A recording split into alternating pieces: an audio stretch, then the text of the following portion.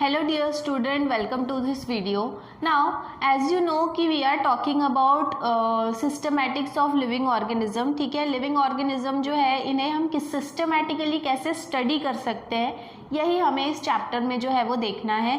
और हमारे last video से जो है वो ये कंक्लूजन निकला था कि इतनी वैरायटी ऑफ लिविंग ऑर्गेनिजम्स जो हमारे आसपास हमें नज़र आती है, उन्हें अगर प्रॉपरली रिमेंबर करना है, स्टडी करना है, उनके बारे में जो है वो जानकारी लेना है, तो उसके लिए जो है वो सिस्टमैटिक्स और टेक्सोनॉमी, ये दो ब्रांचेस बायोलॉजी ने हमें दी हुई है। और उसके तहत जो है वो क्लासिफिकेशन, मतलब ये दोनों जो है वो बेस्ड है क्लासिफिकेशन के ऊपर। वो कहीं ना कहीं हमें ये समझाता है कि आपको सिमिलैरिटीज़ और डिफरेंसेस के बेसिस पे जो है वो ऑर्गेनिज्म को अलग अलग ग्रुप्स में जो है वो अरेंज अगर आप करते हो तो that will become more easier for you to understand and remember the organisms। ठीक है, अब यहाँ पर जो है हमें आज इसी को क्लासिफिकेशन को ही आगे बढ़ाना है। क्लासिफिकेशन हमने कल उसकी डेफिनेशन देखी थी और उसके टाइप्स देखे थे। हमने देखा था आर्टिफिशियल क्लासिफिकेशन देखा था, जिसमें ऑब्जर्वेशन की जो चीज़ आप ऑब्जर्व कर सकते हो, उसका कलर, हाइट, हैबिट, तो उसके बेसिस पे अगर क्लासिफिकेशन कर रहे हैं, ग्रुप्स बना रहे हैं, तो उसे आर्टिफिशियल कहा जाएगा। ठीक है, नेचुरल जो है वो आपको उनकी जो नेचुरल क्या कहेंगे हम उसको, नेचुरल जो उनकी एक्टिविटीज़ हैं हमारे कन्वीनियंस के हिसाब से जो हमें समझ में आता है, उसके हिसाब से हम उन्हें जो है वो क्लासीफाई करेंगे। ठीक है, और उसके बाद में हमने फाइलोजेनिक देखा था। फाइलोजेनिक में हमने देखा था कि जो है वो इवोल्यूशनरी हिस्ट्री के बेसिस पे जो है कॉमन एंसेस्टर, और उसके बेसिस पे जो है वो जो क्लासिफिकेशन करेंगे उसे फाइलोजेनिक क्लासिफिकेशन कहेंगे। उसके बाद में हमने 3 डोमेन्स ऑफ लाइफ भी देखा था। चार्ल्स बूच नाम के जो साइंटिस्ट हैं, इन्होंने जो है वो जो भी लिविंग ऑर्गेनिजम्स हैं उन्हें 3 कैटेगरी में डिवाइड करने की कोशिश की है on the basis of the difference between each other, difference of the structure of ribosomal RNA in each other. ठीक है, एक दूसरे में जो है वो राइबोसोमल आरएनए जो है वो उन्हें उसमें के स्ट्रक्चर में फ़र्क नज़र आया। उस बेसिस पे उन्होंने जो है आर्किया, बैक्टीरिया एंड यूकेरिया, ऐसे 3 ग्रुप में उसे डिवाइड किया। ये सब जो है वो हमने लास्ट वीडियो में देखा था। अब जो है वो हम क्लासिफिकेशन के और आगे के टाइप्स, मतलब ऑर्गेनिज्म को और किन किन तरह से जो है वो क्लासीफाई किया जा सकता है। तो सबसे पहले है कीमोटेक्सोनॉमी। कीमोटेक्सोनॉमी जो है, this is the classification of organism which based on the chemical compound. उनका बॉडी में जो है वो कौन कौन से केमिकल कंपाउंड्स जो है वो प्रेजेंट है, केमिकल कंपाउंड के बेसिस पे जो है उन्हें एक दूसरे से जो है वो सेपरेट किया जा सकता है, उन्हें उनमें फ़र्क किया जा सकता है। ठीक है, उन्हें क्लासीफाई किया जा सकता है, और उस ब्रांच को क्या कहा जाता है, कीमोटेक्सोनॉमी। तो कीमोटेक्सोनॉमी क्या है? It is the type of classification which is totally based on certain chemical compounds found in the living world या फिर लिविंग ऑर्गेनिज्म। ठीक है, उसके बाद में है numerical taxonomy. Numerical taxonomy is totally based on the statistical data, जो भी नंबर्स के डाटा हैं, ठीक है, उसके बेसिस पे जो है ये डिपेंड करता है कि आप कैसे क्लासिफाई करोगे। मतलब उनका जो ग्रुप है, क्लस्टर है, ठीक है, जो हर्ड है, हर्ड साइज के ऊपर जो है उनको उनके नंबर्स के बेसिस पे क्लासिफाई अगर किया जाता है, ठीक है, तो that is the branch of taxonomy. अगर हम ऐसा बोलेंगे कि that is the branch of taxonomy which deals with the classification of organism based on their numbers. उनके नंबर के ऊपर अगर हम उन्हें क्लासिफाई करें तो उसे जो है वो न्यूमेरिकल टेक्सोनॉमी कहा जाता है। ठीक है, देन इसके बाद में नेक्स्ट इज क्लैडोग्राम। क्लैडोग्राम का मतलब क्या है? क्लैडोग्राम मतलब जो है वो एक ब्रांचिंग पैटर्न। ठीक है, अगर आप जो है वो क्लासिफिकेशन कर रहे हो और उसको डायग्रामेटिकली शो कर रहे हो, डायग्रामेटिकली शो कर रहे हो, जैसे हमने कल जो है वो हमारे कल के टॉपिक में देखा था कि हम जो है उसको डायग्रामेटिकली हमने देखा कि ये क्या है, ये जो है ये कॉमन एंसेस्टर है। ठीक है, यहाँ पे हमने देखा कि यूकेरिया, फिर बैक्टीरिया, ठीक है, बैक्टीरिया एंड आर्किया।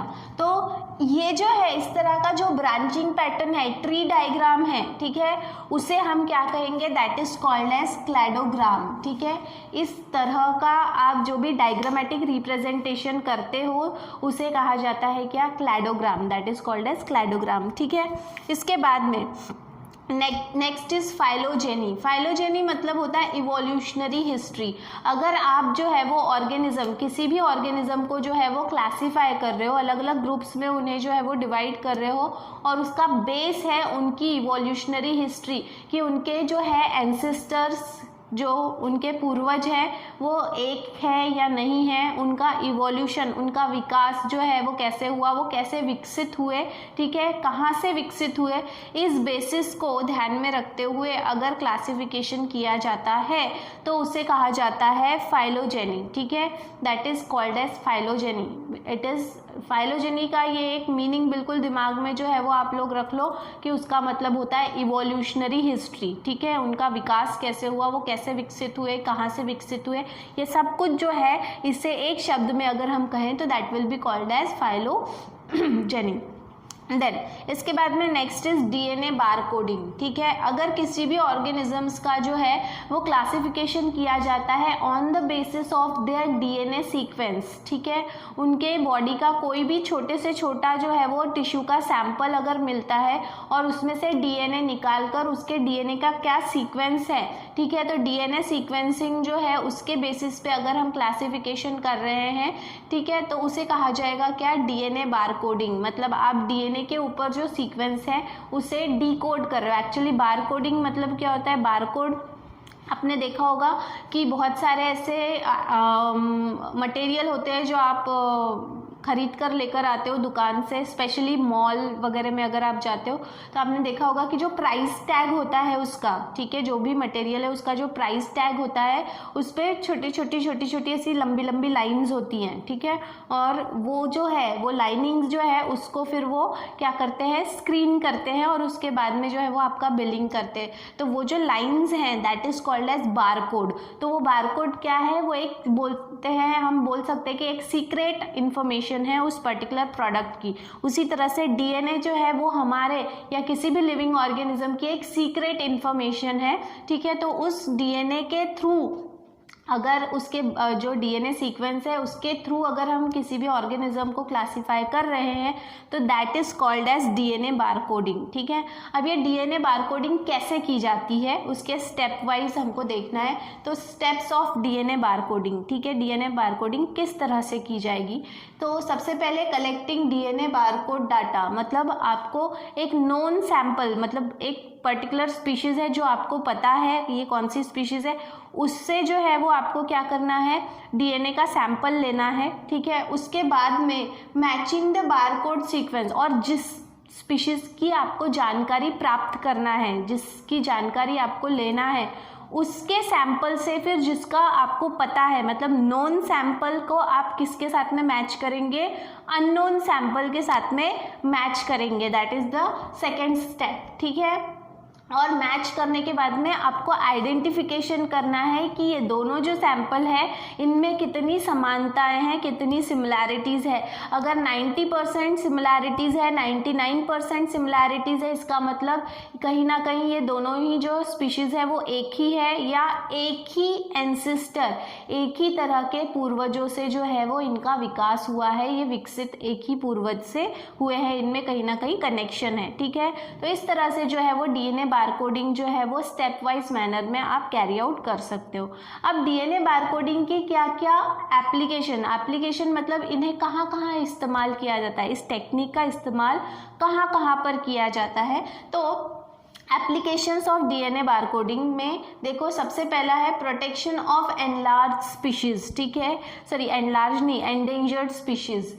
सो यहाँ पर जो है वो protection of endangered species. Endangered का मतलब क्या है पहले ये समझ लो। एंडेंजर्ड मतलब कुछ ऐसी प्रजातियाँ होती है, कुछ ऐसी स्पीशीज होती है प्लांट की और एनिमल की, दोनों की, जो खतरे में है। ठीक है, खतरे में किस चीज़ के खतरे में, तो उनके नंबर जो है वो लगातार कम होते जा रहे हैं, उनकी संख्या जो है, जो जनसंख्या है इन जानवरों की और इन पेड़ पौधों की, उनकी जो जनसंख्या है वो लगातार कम होते चली जा रही है और इतने स्पीड से कम होते चली जा रही है कि वो धीरे धीरे जो है वो लुप्त होने के कगार पे, मतलब they are near to their extinction. एक समय ऐसा भी आ सकता है, अगर इस पे रोक ना लगाई गई हो, इस पे ध्यान ना दिया गया हो, उनके नंबर पे अगर ध्यान ना दिया जाए तो उनके नंबर इतने जल्दी कम होंगे कि एक समय ऐसा आएगा कि इस तरह की प्रजाति आपको दुनिया में देखने नहीं मिलेगी। ठीक है, ये पूरी तरह से जो है वो इस धरती पर से जो है वो खत्म हो जाएगी, नष्ट हो जाएगी। ठीक है, तो इस तरह की जो स्पीशीज होती है जो अपने नष्ट होने के कगार पे है, लुप्त होने के कगार पे है, सच टाइप ऑफ इंडिविजुअल और species are called as endangered species. तो इस तरह की प्रजातियों को जो है प्रोटेक्शन देने के लिए भी डीएनए बारकोडिंग जो है उसका इस्तेमाल किया जाता है। आप बोलोगे कैसे, तो उसका इस्तेमाल जो है वो करके ये पता किया जाता है कि इनका डीएनए सीक्वेंस क्या है और ऐसी कौन से जीन है या ऐसे कौन सा जो है वो सीक्वेंस है डीएनए का जिसकी वजह से जो है इनके नंबर जो है वो कम हो रहे हैं, क्या कोई डिसीज़ है या फिर कोई एक्सटर्नल फैक्टर है। ये सारी चीज़ें पता करने के लिए उनके डीएनए को सीक्वेंस किया जाता है। ठीक है, तो ये एक चीज़ है। Then prevention of natural resources, जो भी नेचुरल रिसोर्सेज है, नैसर्गिक तौर पे जो है वो कई सारी सुविधाएं जो है वो हमें नेचर से मिलती है, तो उन सुविधाओं को भी प्रिवेंट करने के लिए, बचाने के लिए, प्रिजर्व करने के लिए भी जो है वो डीएनए बारकोडिंग का इस्तेमाल किया जाता है। ठीक है, इसके अलावा पेस्ट कंट्रोल इन एग्रीकल्चर, किसी भी पेस्ट को आपको कंट्रोल करने के लिए भी डीएनए बारकोडिंग की जो है वो टेक्निक का इस्तेमाल किया जाता है। आप बोलोगे कैसे, अगर आपको उस इंसेक्ट या उस पेस्ट का अगर आप डीएनए सीक्वेंसिंग करते हो, वहाँ पे डीएनए बारकोडिंग करते हो, तो आपको पता चलेगा कि which gene is responsible for the formation of toxic substance, या फिर ऐसी चीज़ जो आपके पेड़ पौधे या आपके फसल को नुकसान पहुंचा रही है, ऐसा कौन सा जीन है, आप उस जीन में चेंजेस कर सकते हो। ठीक है, तो इस तरह से जो है वो पेस्ट को भी कंट्रोल किया जा सकता है। ठीक है, या फिर प्लांट के में चेंजेस करके जो है ऐसे चेंजेस करो कि उस पर जो है वो कीड़े तो लगेंगे, लेकिन जब वो कीड़े उस प्लांट के किसी भी पार्ट को खाएंगे तो वो कीड़े मर जाएंगे। ठीक है, तो इस तरह के अगर हम चेंजेस कर सकते हैं तो वो चेंजेस आपको करने के लिए मदद कौन करेगा, डीएनए बारकोडिंग की मेथड। ठीक है, देन आइडेंटिफाइंग डिसीज वेक्टर। ठीक है, जो भी रोग है, किसी भी प्रकार का रोग, चाहे पेड़ पौधों में हो या जानवरों में हो, किस प्रकार का रोग है और वो किस वेक्टर, वेक्टर मतलब होता है माध्यम, किस माध्यम से जो है वो आप तक पहुंच रहा है। ठीक है, उसका पता लगाने के लिए भी डीएनए बारकोडिंग की मेथड जो है वो यूज़ की जाती है। जैसे कि फॉर एग्जाम्पल आपको पता होगा कि मलेरिया जो है हम कहते हैं मच्छर के काटने से होता है, लेकिन क्या सही में मलेरिया मच्छर के काटने से होता है? अगर मच्छर के काटने से मलेरिया हुआ होता तो हर एक मच्छर के काटने से आपको मलेरिया होता, लेकिन ऐसा नहीं है। मलेरिया जो है उसे कॉज करने वाला एक प्रोटोजोअन है, बहुत ही यूनिसेल्युलर ऑर्गेनिज्म है। ठीक है, जो पहले मॉस्किटो को इन्फेक्ट करता है, मच्छर में वो जो एंट्री करता है, मच्छर जो है उसके बॉडी में अगर वो प्रेजेंट है, ठीक है, उसका नाम है प्लाज्मोडियम। अगर वो प्लाज्मोडियम मच्छर में प्रेजेंट है और वो मच्छर जिसमें प्लाज्मोडियम प्रेजेंट है वो अगर आपको बाइट करता है, वो अगर आपको काटता है, आपका खून पीता है, तो वो खून पीने की प्रक्रिया के दौरान अपने माउथ के थ्रू उस प्रोटोजोअन को आपके बॉडी में, आपके ब्लड में ऐड कर देता है और आपको मलेरिया होगा। तो इसमें एक्चुअली कॉज करने वाला जो है वो है प्लाज्मोडियम, अफेक्ट हो रहा है ह्यूमन बीइंग, लेकिन उसे ह्यूमन बीइंग तक पहुंचाने वाला जो माध्यम है वो है वेक्टर और वो है मॉस्किटो। ठीक है, तो वो माध्यम को वेक्टर कहा जाता है और वो वेक्टर इस केस में मॉस्किटो है। तो इस तरह से जो वेक्टर है, जो माध्यम है, उसका पता लगाने के लिए भी इस टेक्निक का इस्तेमाल किया जाता है कि किस वजह से जो है ये डिसीज हो रहा है।